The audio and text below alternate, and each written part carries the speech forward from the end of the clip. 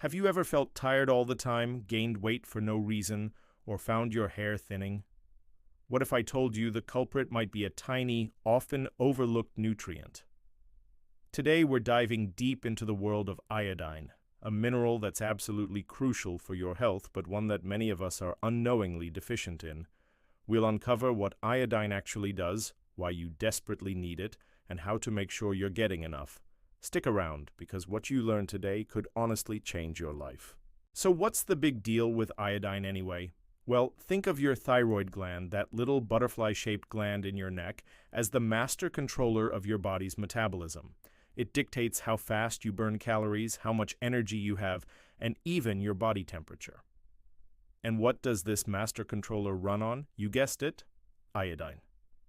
Your thyroid uses iodine to produce its essential hormones, thyroxine T4 and triiodothyronine T3.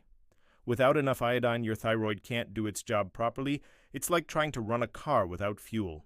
This can lead to a condition called hypothyroidism, where your metabolism slows to a crawl. And that's when those frustrating symptoms start to creep in. Fatigue, weight gain, feeling cold all the time, dry skin, and even brain fog. Let's talk about brain fog for a second, because this is huge. Your brain is a massive energy consumer, and thyroid hormones are key to keeping it sharp and focused. When your thyroid is underactive due to low iodine, it can feel like your brain is running on low battery. You might struggle to concentrate, have memory lapses, or just feel mentally sluggish. It's not just you, it's a real physiological response to a nutrient deficiency.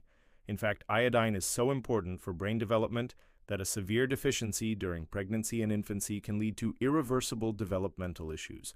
This is why it's considered one of the most critical micronutrients for cognitive function throughout our entire lives. So if iodine is this important, why are so many people not getting enough? It's a great question. Historically, iodine deficiency was a huge problem, leading to widespread goiter, which is a swelling of the thyroid gland.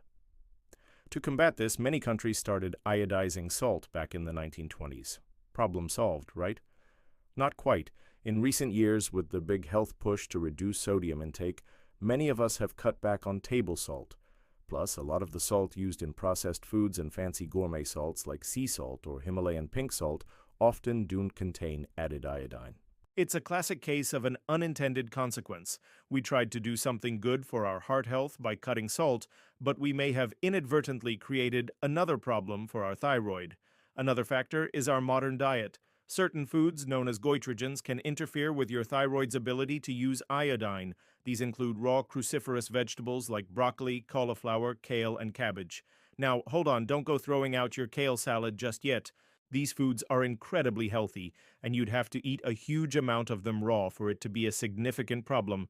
Cooking them also greatly reduces their goitrogenic effect, but if you already low in iodine and you drinking giant raw kale smoothies every single day, it's something to be aware of. Also, changes in farming practices have led to soil depletion in many areas, meaning the crops grown in that soil are less rich in minerals like iodine than they used to be.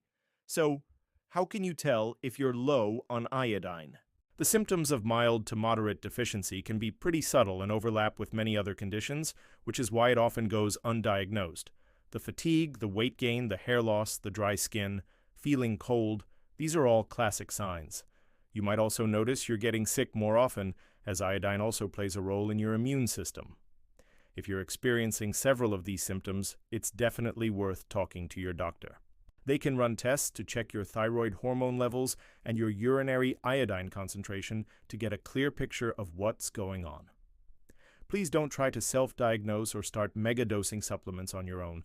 Getting too much iodine can be just as harmful as getting too little, potentially leading to hyperthyroidism or other thyroid problems. It's all about finding that Goldilocks amount just right. Okay, let's get to the good stuff.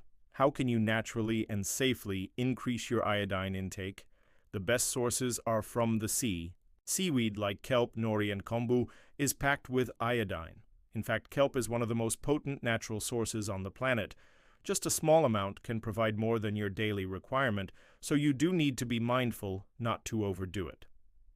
Fish like cod and tuna are also excellent sources. A 3-ounce serving of cod can give you about 2/3 of your daily iodine needs.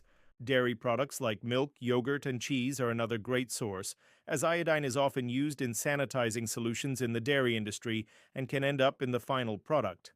Eggs are also a good contributor, with one large egg providing a decent chunk of your daily value. For those of you who don't eat seafood or dairy, it can be a bit trickier, but it's not impossible. This is where iodized salt can be really helpful. Simply using a 1/4 teaspoon of iodized salt throughout your day when you cook can cover your basic needs. Just make sure the label specifically says iodized. Remember, sea salt and other specialty salts usually don't count unless they're explicitly fortified. There are also some plant-based sources like prunes and certain beans, but the iodine content can vary a lot depending on the soil they were grown in. If you follow a strict vegan or plant-based diet, it's especially important to be conscious of your iodine intake and perhaps consider a supplement after consulting with a healthcare professional. Speaking of supplements, let's touch on that. If you and your doctor decide a supplement is the right path, it's crucial to be careful. The recommended daily intake for most adults is 150 micrograms. Many over-the-counter supplements, especially those derived from kelp, can contain thousands of micrograms per dose, which is way too much for most people and can throw your thyroid out of whack. Your doctor can recommend a safe and appropriate dosage for you based on your individual needs and test results. The goal is to gently correct the deficiency, not to shock your system with a megadose. Again, balance is key. Never start an iodine supplement without medical guidance. So what's the big takeaway here? Iodine is a small but mighty mineral that is fundamental to your energy, your metabolism, your brain function, and your overall well-being. Due to changes in our diet and lifestyle, deficiency is becoming more common than we think. Pay attention to your body's signals. If you're feeling sluggish, foggy, and just not yourself, don't just write it off as stress or getting older. It could be your body crying out for this essential nutrient. Be proactive. Take a look at your diet. Are you getting iodine-rich foods? Are you using iodized salt? And most importantly, have an open conversation with your doctor about your symptoms and concerns. Getting your thyroid function checked is a simple step that can provide incredible insights into your health. Taking control of your nutrition is one of the most empowering things you can do for your health. Understanding the role of micronutrients like iodine is a huge part of that journey. It's not about a fad diet or a quick fix. It's about giving your body the fundamental building blocks it needs to thrive. I hope this deep dive into iodine has been eye-opening for you.